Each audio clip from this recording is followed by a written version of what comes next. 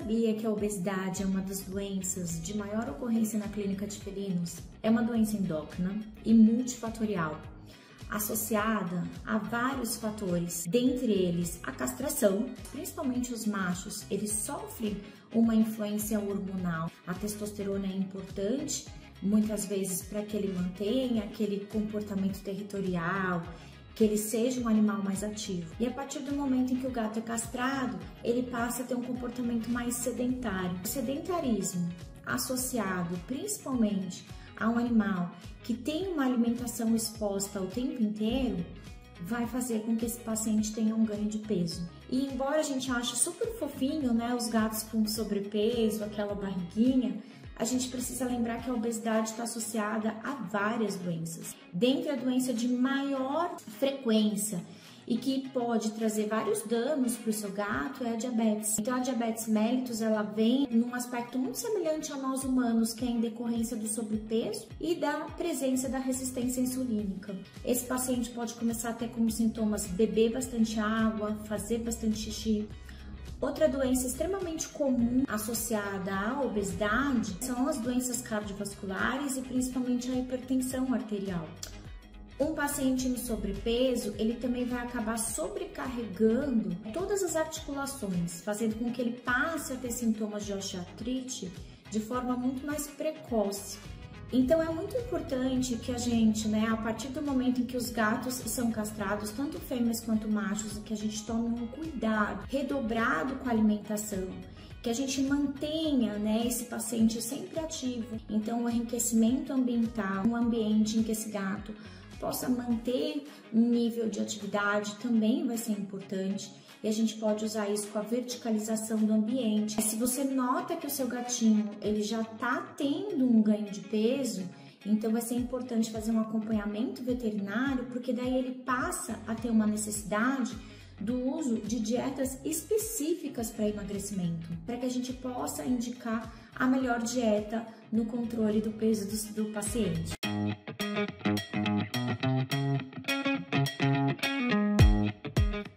Você já viu seu gatinho predando, caçando lagartixas e achou isso super fofo, interessante?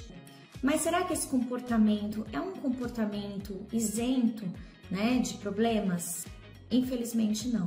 O hábito predatório é extremamente comum nos gatos e isso traz para eles também uma sensação muito boa de liberação de serotonina, bem-estar. Mas, infelizmente, pode levar a um quadro de doença hepática, também chamado de doença da lagartixa. O que pode acontecer com esse paciente? Na realidade, alguns pacientes podem ser assintomáticos. É uma doença que costuma ser silenciosa, mas esse parasitismo crônico pode levar a fibrose ductal, perda de peso progressiva, vômito. Alguns pacientes podem ter diarreia, letargia.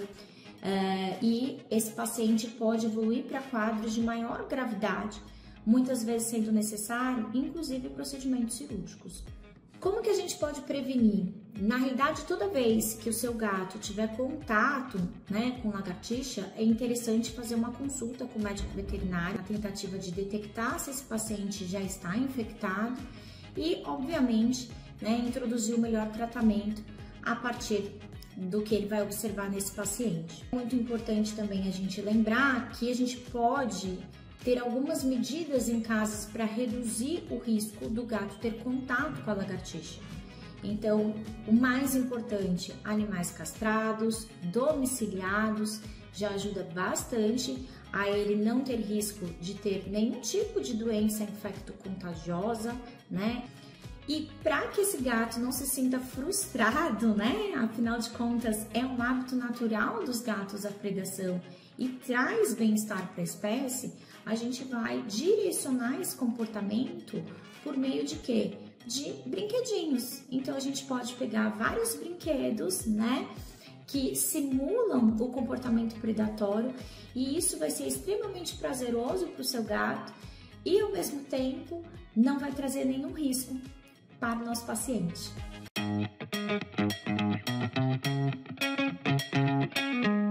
Uma pergunta que eu sempre escuto na clínica de felinos. Doutora, meu gato vomita, mas só bola de pelo. Isso é normal, né? Nem sempre. A gente pode ter sim gatos que acabam por uma lambedura constante, ingerindo uma maior quantidade de pelos, e isso irritando o trato gastrointestinal, levando a episódios eméticos. Mas existem doenças também que atrapalham todo o movimento gastrointestinal e podem fazer com que esse paciente muitas vezes acabe vomitando, e isso não está relacionado ao fato de ter uma bola de pelo. As doenças gastrointestinais, elas são extremamente comuns na espécie felina.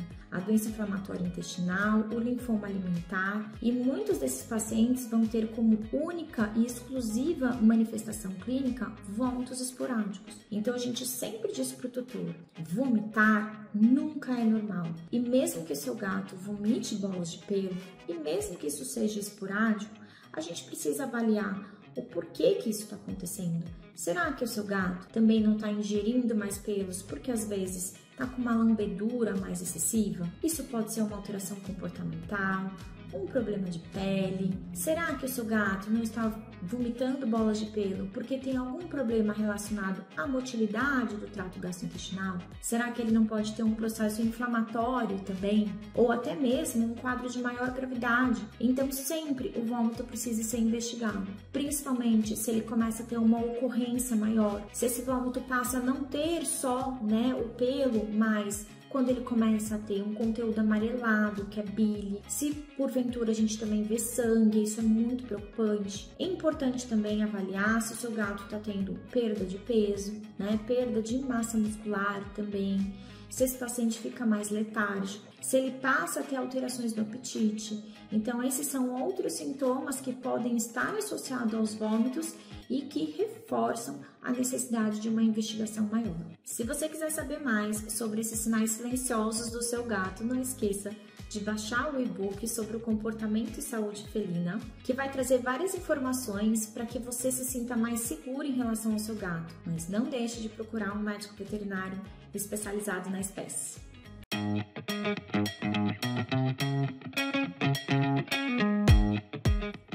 Você já parou para pensar como você pode contribuir para a saúde mental do seu gato? É muito importante a gente lembrar que os animais eles têm algumas necessidades da espécie. E dentre as necessidades dos gatos, a gente fala basicamente dos 5 pilares do bem-estar felino. Então é muito importante que a gente tenha esse conhecimento, porque os gatos eles têm aí algumas necessidades como a predação. Então, ser um predador faz parte do comportamento natural da espécie e a gente pode estimular esse comportamento por meio de quê? Brinquedos. Então, brinquedos que estimulam a predação. A gente tem as lagartixas de brinquedo, a gente tem os ratinhos, Então, todo gato, ele se sente muito mais confiante quando ele tem controle de todos os recursos que tem dentro da casa dele, Então, os potes de água, de comida, os locais também para descansar, a verticalização do ambiente. Então, quando o gato fica no alto, isso traz uma sensação muito grande para o gato de controle do território. Então, isso traz bem-estar, traz segurança, ter também um contato social com o seu tutor, com o seu responsável, de forma previsível, de forma constante. E o que vai acontecer se esse gatinho ele não tiver todos esses recursos disponíveis para ele? Ele vai começar a ter comportamentos que são comportamentos indesejáveis, Então ele pode começar a ter uma arranhadura mais intensa em vários locais da casa, Que daí o tutor reclama que ele está estragando todos os móveis. Ele pode ter episódios de automutilação. É muito comum que o gato comece a ter uma lambedura frequente aí de algum local. Pode urinar ou defecar fora da caixinha. Esses gatos, eles podem também, inclusive, desenvolver doenças físicas, como asma bronquite, cistite idiopática. A gente tem várias doenças hoje que têm um caráter psicossomático. Então, vai ser sempre muito importante que a gente leve o gato até um médico veterinário Porque a gente precisa, primeiramente, fazer todos os exames para tentar detectar se esse paciente tem, né, alguma doença física ou se aquelas manifestações clínicas elas são exclusivamente de caráter emocional. Então não deixe de levar o seu gatinho ao médico veterinário se ele apresenta qualquer um desses sintomas.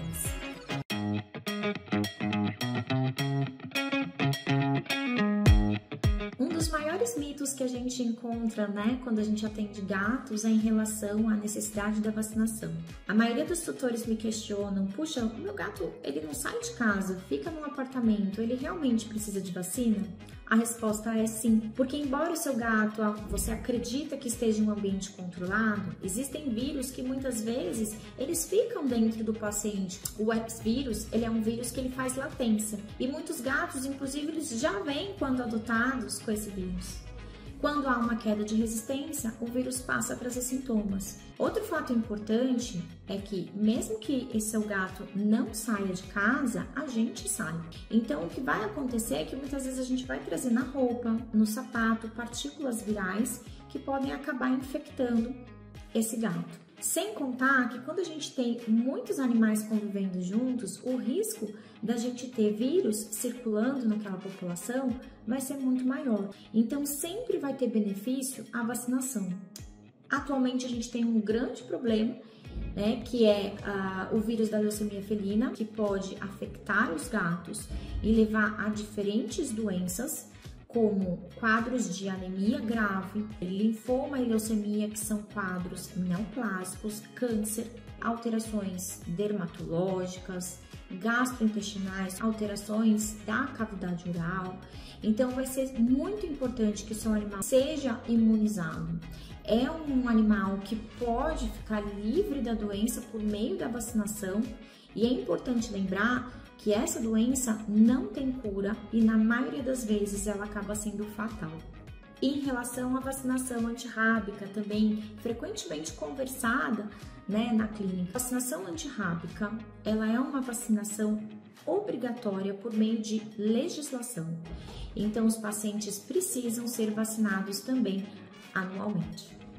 Não esqueça de levar o seu gato no médico veterinário, conversar, porque a vacinação ela também é um procedimento que precisa ser individualizado. Não basta o ato de vacinar, é muito importante uma prévia avaliação do paciente para que ele seja corretamente imunizado e fique totalmente protegido de diversas doenças.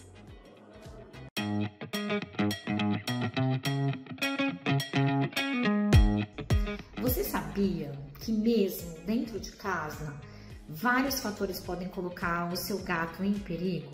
Meu nome é Camila Ferreiro, sou médica veterinária especializada em gatos e hoje eu tô aqui para falar de algumas situações que podem colocar o seu gato em risco. Quando a gente fala de situações perigosas, a gente está falando basicamente de plantas, acesso a alguns medicamentos e até mesmo aquele desinfetante que a gente usa no dia a dia para limpeza e desinfecção do ambiente também podem ser um fator de risco. Alimentos podem gerar quadros de intoxicação, distúrbios oxidativos, chocolate, né, cebola, alhos. Então é sempre muito importante manter essas substâncias, né, manter esses alimentos longe do seu gato. A maioria dos tutores muitas vezes acham que as plantas são inofensivas, então é sempre muito importante perguntar para o seu médico veterinário ou fazer uma pesquisa, fazer uma busca, né, de quais são as plantas que realmente não trazem risco, tanto para a espécie felina quanto para a espécie canina. Dentre, né, as plantas que a gente geralmente tem em casa, existem várias: begônia, orquídea, lírio é extremamente nefrotóxico, comigo ninguém pode, azaleia também pode trazer risco. Então, sempre quando a gente vai colocar uma planta dentro de casa, a gente precisa lembrar que os gatos, eles têm o hábito, né, de muita curiosidade, de dar uma mordiscada e às vezes acabar ingerindo a planta, né, deixa aquela mordidinha. Então, vai ser muito importante aí a gente ter esse tipo de cuidado.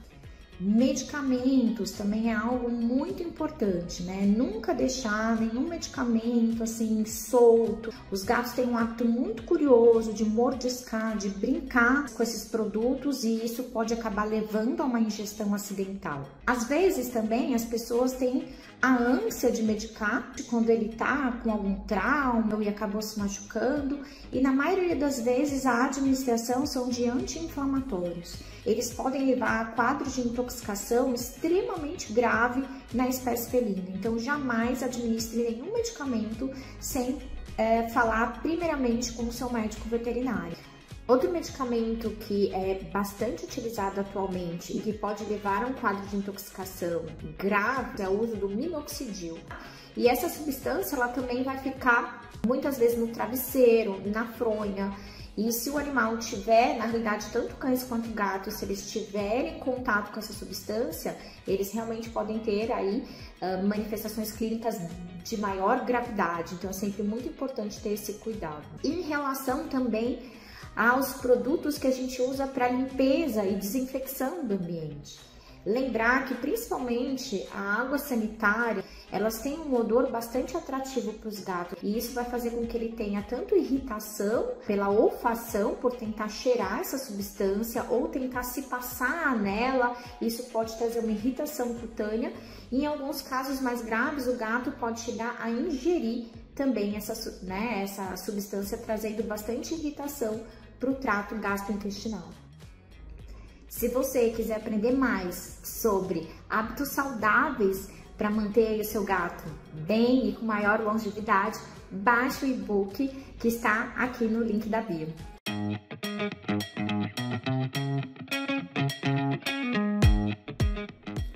Gatos são originários do deserto e devido a isso, eles têm um trato urinário capaz de reabsorver bastante água.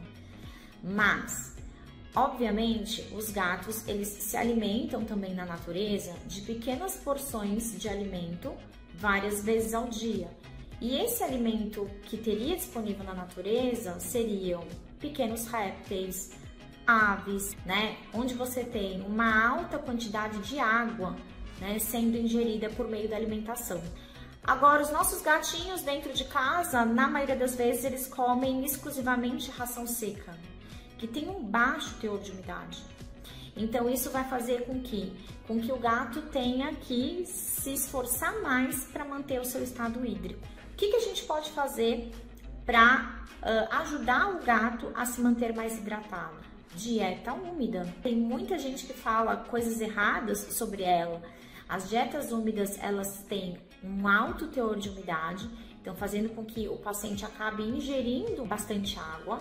Além disso, elas também têm um menor nível calórico, então também contribui para que esse gato não desenvolva obesidade.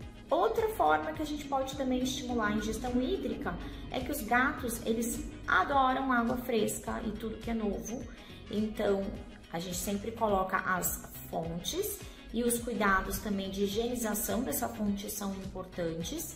E além da fonte, a gente também pode espalhar potes pela casa, né? Sempre trocando, sempre deixando essa água fresca e higienizando adequadamente os potes. É sempre muito importante a gente tomar cuidado com a ingestão hídrica. Por quê? Porque os gatos que fazem uso exclusivamente de ração seca e acabam não tendo uma adequada ingestão hídrica, eles vão acabar tendo uma maior predisposição a ter doenças renais e urinárias. E se você tiver alguma dificuldade, não esqueça de levar o seu gatinho e peça a opinião de um médico veterinário. Cuidar da hidratação do seu gato é saúde a longo prazo. Então não esqueça de baixar o e-book para aprender mais sobre comportamento e saúde felina.